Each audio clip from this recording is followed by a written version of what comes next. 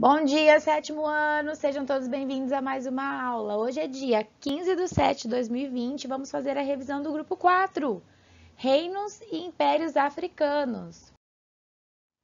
Se liga na revisão, então, no capítulo 5, começando aí na página 162, do grupo 4. Vão acompanhando.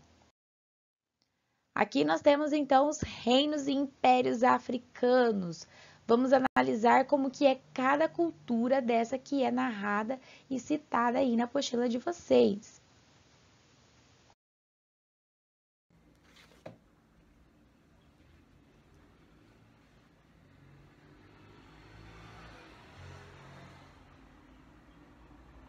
Se liga aí na revisão. No grupo 4, vamos trabalhar no capítulo 5, Reinos e Impérios Africanos. O objetivo, então, desse grupo é que vocês possam identificar os processos específicos da sociedade, cada cultura, tá? Principalmente essa relação entre os africanos e a chegada do português. Bom, lá na apostila de vocês está tratando sobre vários reinos, né? Tem vários impérios. Então, a gente vai dar continuidade dentro dessa revisão e retomada de conteúdo, analisando os principais pontos. No módulo 28, a gente tem um conteúdo que desenvolve um breve histórico da África, né? Então, falando um pouquinho como a África sempre foi subjugada, sempre teve muitos estereótipos, né? Acerca da submissão do povo africano. Bom, a gente vê também que alguns pontos devem ser destacados. Não podemos esquecer que o continente africano teve muita história, principalmente informações da história antiga, né, no qual a gente vê que se desenvolveu o período neolítico há cerca de mais de 10.000 anos atrás. Então, a gente tem aí dentro dessas concepções artísticas como algumas artes rupestres que estão no continente africano, né, que evidencia a história antiga. A gente também tem a divisão da África em África Oriental, Meridional. Há vários elementos que nós podemos então identificar e reconhecer dentro desse conteúdo. Bom, as características das civilizações africanas, muitas delas são representadas de acordo com cada cultura. Bom, a gente sabe que a África desenvolveu culturas bem originais, sem perder a sua personalidade. Assimilou também algumas influências trazidas de outros continentes. Bom, conhecer a riqueza dessas sociedades tornou-se possível, por quê? Porque hoje nós temos essa oportunidade de conhecimento. Quando eu estudei, seus pais estudaram, a gente não tinha uma disciplina específica ou informações para saber como se procedia a história da África, porque sempre quem contou a história foram os europeus, aqui no caso foram os portugueses, né? Então sempre trataram o povo africano com questões de preconceito, inferiorizando, se referindo a eles como cultura inferior, e não é bem assim, né? Nós vimos e trabalhamos nessa unidade que as sociedades, né, viviam em territórios cujos limites eram demarcados, então tinha civilização, tinha organização, tinha divisão do trabalho, né? Tinha administração, tinha justiça. Então não dá para generalizar e falar que não se tinha então todos esses pontos evidenciados. Bom, outra coisa importante é relembrar que, assim como nós, o povo africano também tinha que pagar impostos, tá? Então eles pagavam impostos, pagavam tributos, prestação de serviço e até mesmo soldos, dinheiro, né? Bom, eles tinham que ter a fidelidade acima de tudo para o rei, né? E assim, em troca, eles tinham também a proteção, assim como na época medieval. Bom, os reis eram auxiliados pelos conselheiros, né, cujos esses membros eram ajudantes que ajudavam a arrecadar os impostos, também exerciam muita influência sobre como proceder dentro de cada civilização e de cada tribo. Bom, nesse período, a religião também se desenvolveu no continente africano. Lembrando que nós temos desde religiões tribais, né, a própria religião islâmica, muçulmana, né, que se propagou na África.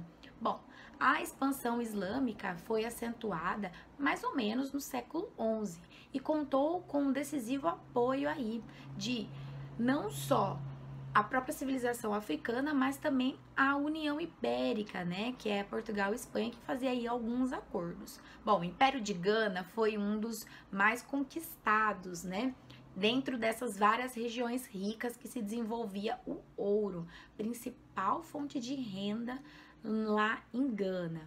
Bom, aí a gente vai concluindo essa parte, onde a gente vê que não só Gana, mas outras cidades, né, como por exemplo Mogadíscio, que é a atual Somália, Tanzânia, Moçambique, se transformaram em grandes portas que ligavam a África ao comércio, ao Oceano Índico também, tá? Quem sabe aí chegando essas rotas almejadas e disputadas da Índia. Além da expansão islâmica, outro elemento importante que devemos destacar aqui foi que todo esse continente africano foi impulsionado, foi desenvolvido através das relações comerciais, com os intercâmbios culturais, com a difusão do islamismo, da própria religião, tá? A integração religiosa foi acontecendo e foi transformando a cultura da África, desde o Congo, Zimbábue, Monontapa e etc e tal, tá? Todas essas localidades estão descritas aí no material de vocês nessa unidade. Outra coisa interessante de analisar é que muitos vestígios históricos ficaram, né, na África, como ruínas, tem muitas ruínas em Zimbábue. Bom, os reinos que ficaram divididos entre o Songhai, Congo e o Zimbábue, que foram os principais 3 reinos que se destacaram em todo esse conteúdo aqui que nós estamos falando e abordando sobre os impérios africanos. O reino do Congo, ele também se destaca por algumas tradições que aconteciam lá, né? Uma delas é o título de Manicongo, que significava Senhor do Congo. Seu herdeiro, também conhecido como Manicongo, ampliara as extensões dos reinos por meio das conquistas militares e dos casamentos entre as princesas de aldeias aliadas. A gente vê, né, que o povo africano também tinha aí a questão do matrimônio entre as tribos para poder difundir o seu poder ainda mais.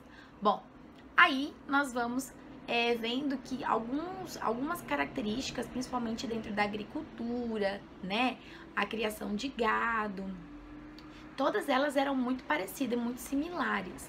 Outra coisa que é importante destacarmos é a espécie do dinheiro, né, que eram os produtos que controlavam e tinha muita troca. No Reino do Congo havia também atividades econômicas na base pastoril, como criação de cabras, porcos, né, de bovinos e assim sucessivamente. As mulheres cuidavam da semeadura, da irrigação, da colheita dos campos, e as atividades comerciais no Reino do Congo se estavam em torno da compra-venda de metais, marfim, tecido e sal. Daí onde originou a palavra salário, né? Essas trocas, então, de mercadorias. Outra estrutura social bacana pra gente analisar é que primeiro topo ficava a nobreza, depois aldeões, depois os comerciantes. Por fim, os escravos, que também tinham na África, tá? Muitos nobres e seus parentes, né, eram conhecidos como os manicongos, que viviam em províncias sempre afastadas. Os aldeões compunham a maior parte da população. Já os escravos estavam ligados às minas, né, e à produção agrícola. Bom, a escravidão também acontecia no Reino do Congo. Então, esse estereótipo de escravo, gente, não é só negro, tá? Escravo é a condição que a pessoa se encontra de exploração. No cotidiano, muitos desses habitantes, né, costumavam utilizar panos feitos de folha, manipulavam ferro, fabricação de armas, utensílios. A alimentação era muito especial, por mais que eles fossem muito pobres, tá? Porque era muito rica, muito nutritiva. A chegada dos portugueses deu uma meio que uma instabilizada, assim, desestabilizada na formação dos territórios, porque o português chegou meio que pacífico e dali a pouco foi conquistando ou então foi impondo e dali para frente foi tomando esses territórios e fazendo com que esse povo ficasse submisso ao governo português, tá? Aí a gente vê que muitos desses portugueses se aproveitaram e tomaram aí esses reinos para si. Aos poucos, europeus foram então se tornando aí traficantes de escravos, né? Ou seja, de pessoas, foram tomando poder, pegando as matérias-primas, né? As coisas que eles tinham lá e começaram a comercializar. E assim, daí pra frente, a gente foi vendo que a coisa foi ficando um pouco pior. Bom, os países imperialistas, que eram os países aí, Portugal, Espanha, né, Inglaterra, eles então dividiram o Reino do Congo em belgas, portugueses e franceses, cada um pegando um pedaço para si. E aí a gente vai vendo que a outra formação, que é o Reino do Zimbábue, que fica mais na África ali central, tá?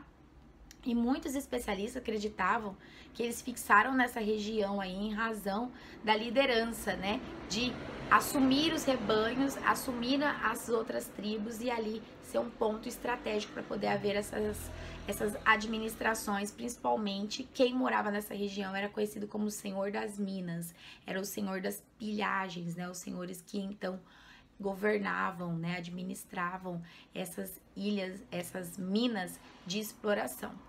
Bom, aí a gente tem também algumas hipóteses, né? Acreditam que o reino de Zimbábue era bastante centralizado, visto que o controle dessas comunidades se davam todos à prática da agricultura e pecuária e posteriormente à mineração, pela formação das grandes ruínas que tem lá na África, tá? Na África Central. A organização do reino era uma base tribal, ou seja, dividida em distritos e províncias, onde eram subdivididas em aldeias e familiares. Os governantes, né, moravam nas melhores casas da Grande Zimbábue, com suas esposas, filhos, parentes e membros da nobreza. Protegidos aí dentro dessas tropas, a gente vê que as principais atividades produtivas também estavam em torno do trabalho das metais, da exploração dos metais preciosos, tá? Então a gente vê que tanto o Congo quanto o Zimbábue, todos eles eram reinos e impérios muito ricos, muito desenvolvidos, né? Embora hoje a gente sabe que não é dessa forma. Então hoje a gente vê aí, né, que há todas essas transformações históricas e culturais. As cidades de Urubás e o Império de Oio também tem algumas características bem peculiares, lembrando que é uma região que fica bem localizada ao deserto do Saara, né? Então tem outros fatores climáticos aí que acaba envolvendo essa questão de localização. As cidades-estados estavam formadas pelos reinos que se organizavam em torno do poder central e estavam subordinados à autoridade do ONI. O poder soberano respeitava os limites da ocupação compartilhada dos territórios e da obediência a um conjunto de leis comum, tá? Então a gente vê aí algumas esculturas que pode estar aí no material de vocês, e dentro dessa formação cultural, tribal, sempre eles prestigiam, né, os rituais, as danças, os cantos, e todo esse conhecimento é passado de geração para geração. O reino de Benin também é outro reino que se destaca aí, porque tinha legislação sobre os costumes e orientação sobre os trabalhos, né? E tudo ficava a cargo e responsabilidade das pessoas mais velhas, que era quem orientava a tribo. Em razão dessas terras, dessas florestas férteis, né, que ficava o reino de Benin, não acabou se destacando muito por uma questão de produção agrícola, mas os seus moradores, né, produziam, cultivavam pimenta, feijão, melão, inhame, algodão, entre outros. E esse comércio se dava através das trocas. Então a gente vê que a questão cultural, né, ainda existe lá, ainda existe festivais que disseminam todo esse conteúdo aí, toda essa parte. O Império do Mali também. O Império do Mali a gente vê que as casas eram construídas para viver, né, toda a família. Tinha um sistema aí de de moradia, né, onde todas as famílias moravam juntas, onde eles se localizavam dentro dos cercos familiares, né? Aí a gente vê também algumas outras evoluções que vão acontecendo, lembrando que os principais produtos de troca eram o sal e o ouro, né? Bom, deixa eu ver o que mais que a gente pode evidenciar aqui. Por serem muçulmanos, eles construíram muitas mesquitas, né? Muitas igrejas, esses templos sagrados para eles poderem fazer as suas orações. Lembrando que também eles tinham muitas religiões tribais, religiões que tinham sincretismo religioso, espiritual e tudo mais. Já lá no módulo 36, a gente vê o Império de Songhai também habitava aí por uma região onde ficava as margens do rio Níger, uma região fértil, né? Então a gente vê aí que muitos dos povos, civilizações africanas sempre queriam viver em torno dos rios ou próximo dos rios. E quando eles não estavam muito próximo dos rios, eles praticavam então os alagamentos, né? Eles praticavam os alagamentos. E esses alagamentos aí era onde eles plantavam e cultivavam. Bom, espero que vocês tenham aí entendido e compreendido um pouco do resumo do grupo, então, aonde nós falamos sobre as civilizações africanas, tá? Bom, para a gente finalizar, nós então vamos fazer a discussão na aula ao vivo e também junto com vocês, tá? A gente vai fazer então a socialização desses exercícios e aí então eu vou explicar o para conferir. Aguardo vocês, até mais!